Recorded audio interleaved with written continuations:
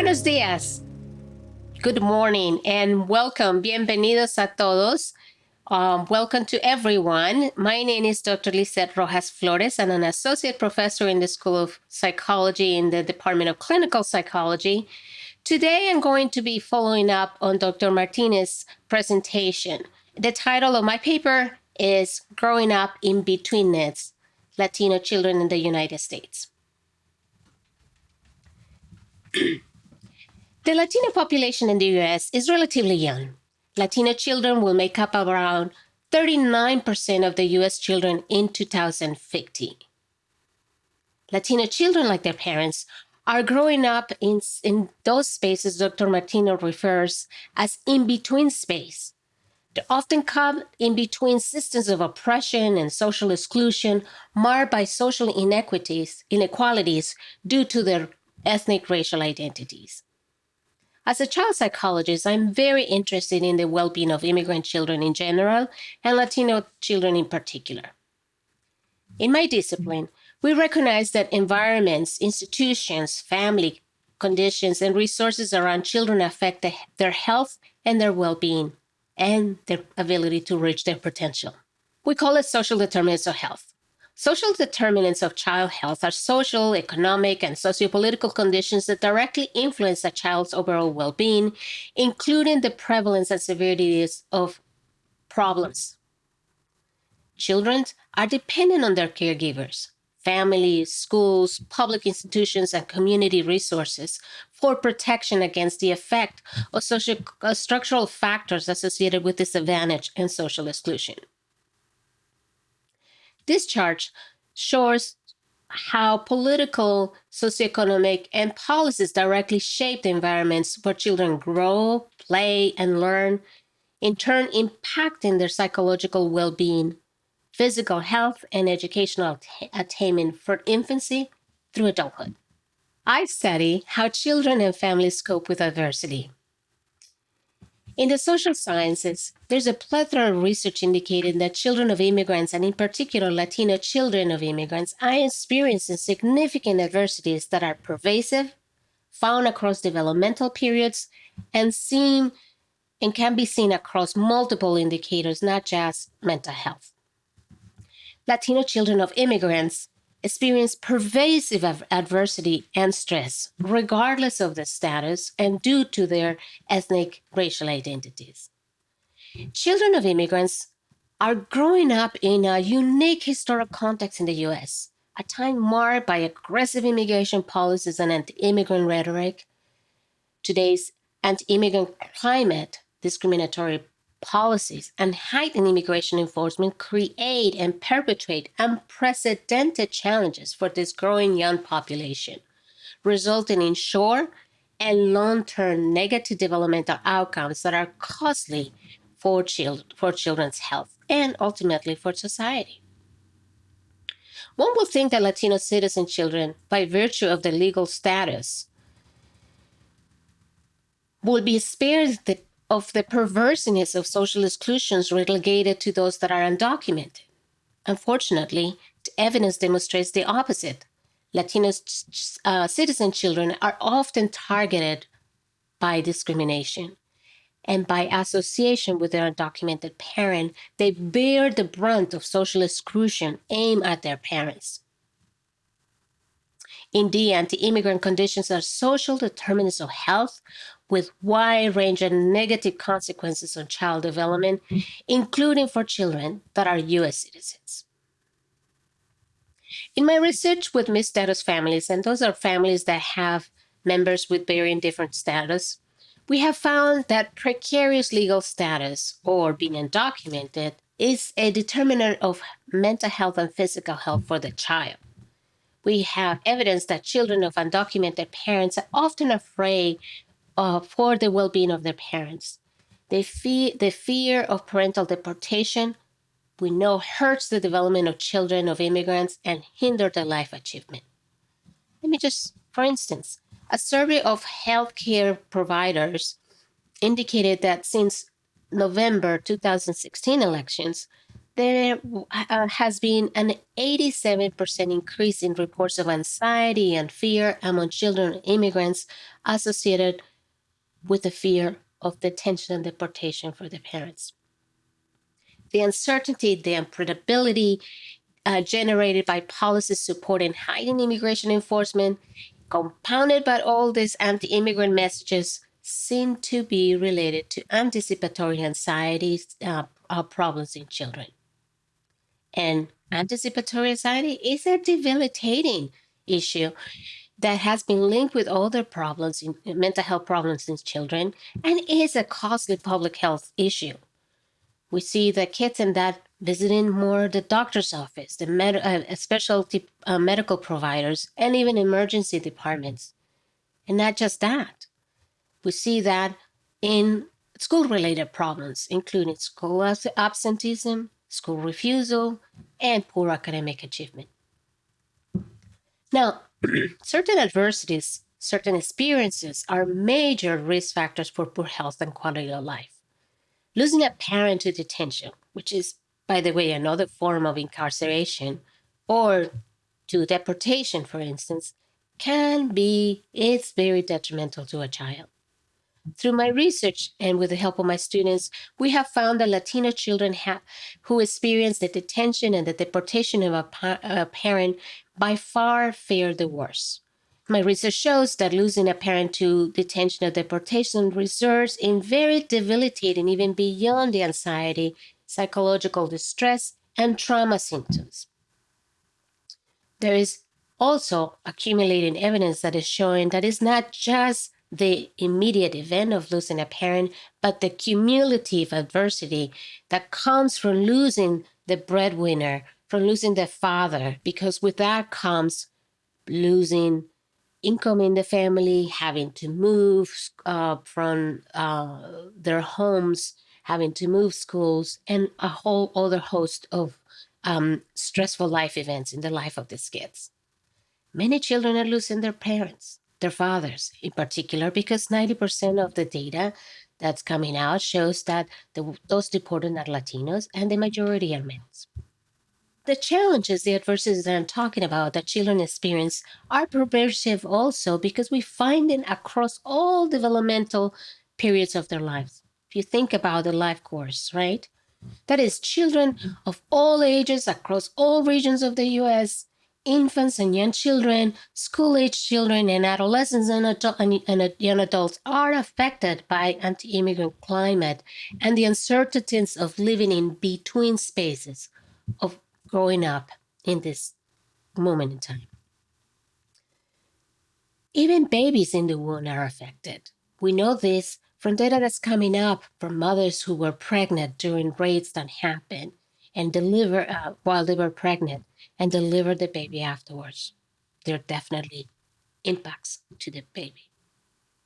Growing up in misstatus families, adolescents often grapple with what it means to belong in the US. They might feel American and they might have their dreams, a desire to achieve their dreams, the dreams of their parents that brought them here. All too often ending up demoralized and limited by the prospects. They often end up internalizing unwelcome messages that reminds them that they're not desirable or worthy of being in America. Young and older children are not only affected by this perversive anti-immigrant rhetoric and narratives, but they are affected by harsh policies that seek to punish their immigrant parents.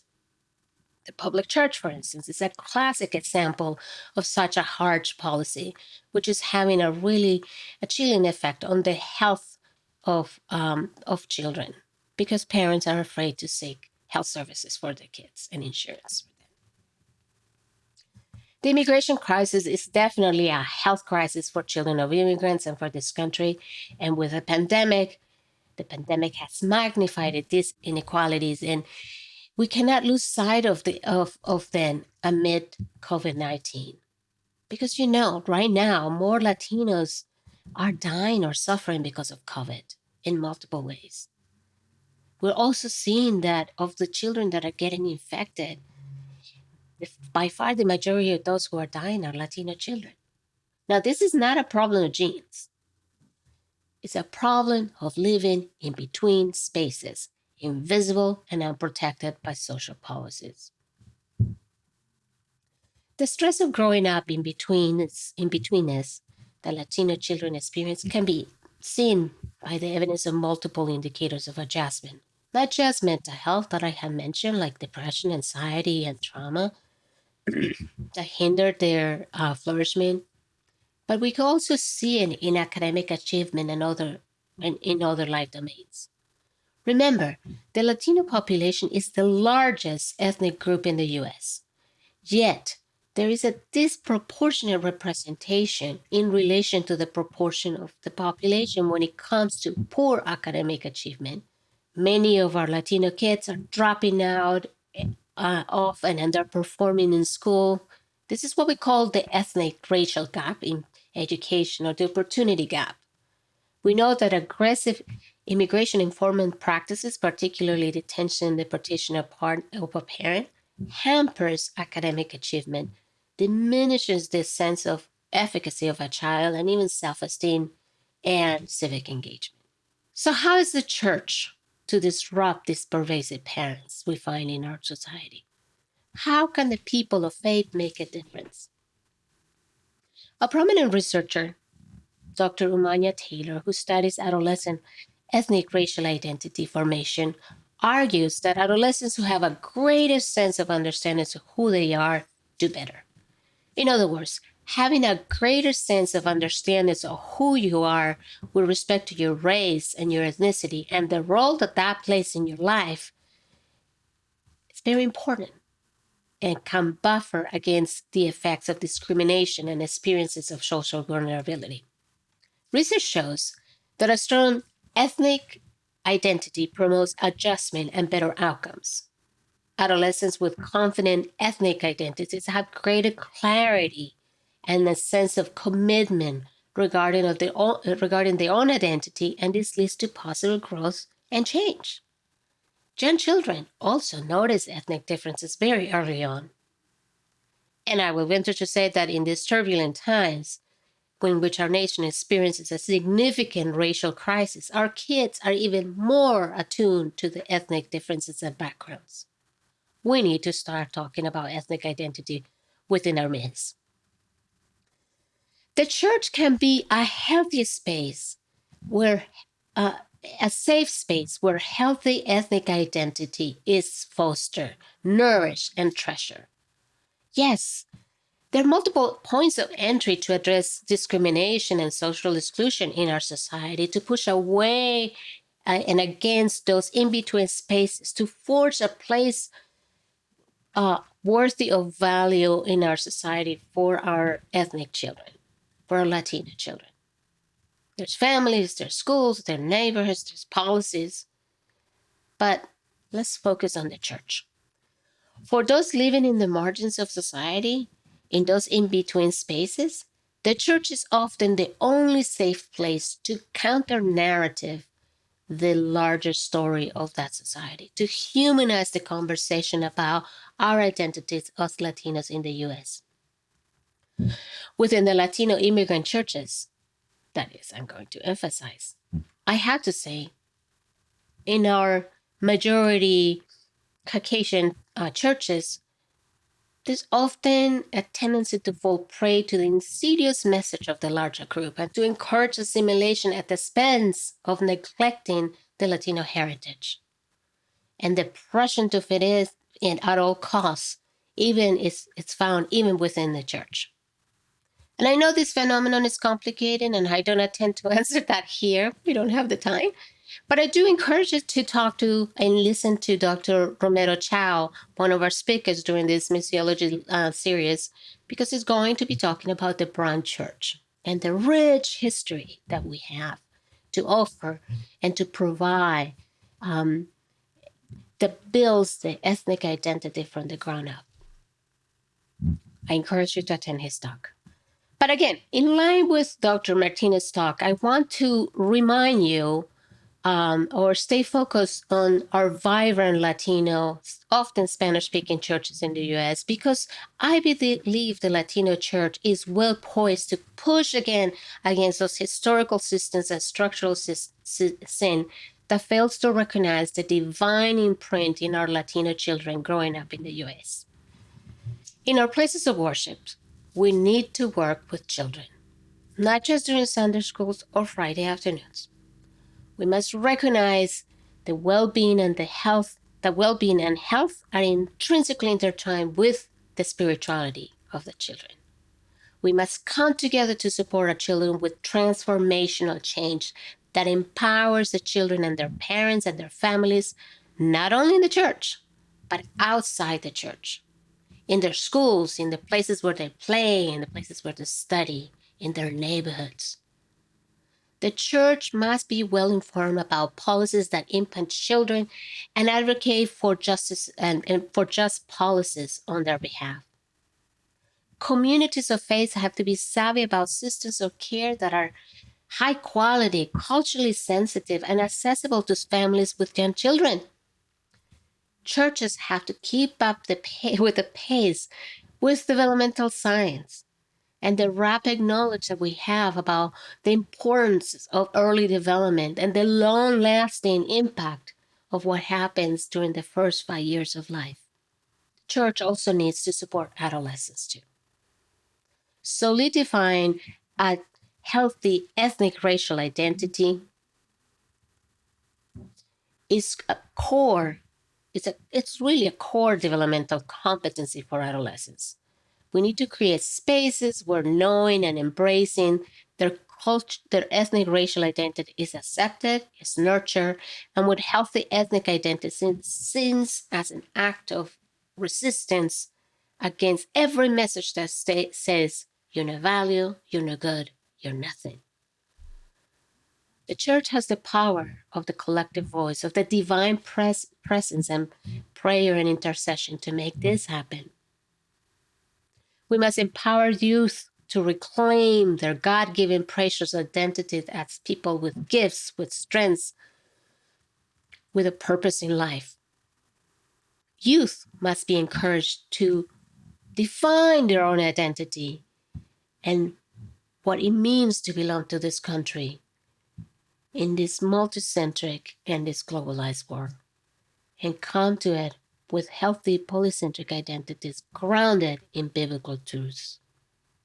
So we need to support the children, we need to support the adults, but we also need to support and work with the parents, because parents are the most influences in the children's life.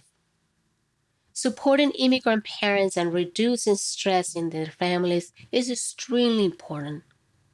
As a nation, as a church that care for its children, we must also support parents in mixed status families who are experiencing the brunt of heightened levels of stress associated with immigration enforcement, with the discriminatory and anti-immigrant climates in which we live.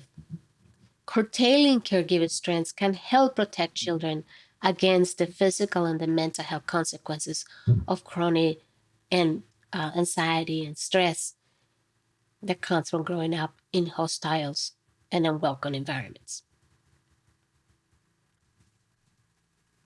All right, I know that when it comes to fighting inequalities, clearly there is no institution alone that can tackle it all. We need to form partnerships among ourselves, with other faith institutions, with other churches, and across the aisle with other disciplines outside the church. Christian-based academics such as Fuller must prioritize and advocate for this large segment of our society, of the future of our society that is marginalized. I pray that during these missiology lectures, we become a venue to cement these partnerships and commitments to come together to protect the next generation of Latinos growing up in between spaces. To conclude, I'm going to venture to say, with a disclaimer, that I'm not a theologian, but a humble Christian psychologist. And that is that children are the vivid embodiment of the present and the future. that eschatological tension in which Jesus calls us to live in. Jesus says, "Let the children come to me, for they are the kingdom of God." As Rene Padilla says in his book, Mission Between the Times, he says, the kingdom of God is therefore a present reality and a promise to be fulfilled in the future. Children are the hoy, the today, and the mañana, the future of our church, of our nation. Therefore, the church must place children squarely in the priority agenda of the church. We're at a historic moment, but Latino children need the church desperately, the community of faith, support. The church can have not only eternal impact, but lifelong impact here on earth as well. Thank you.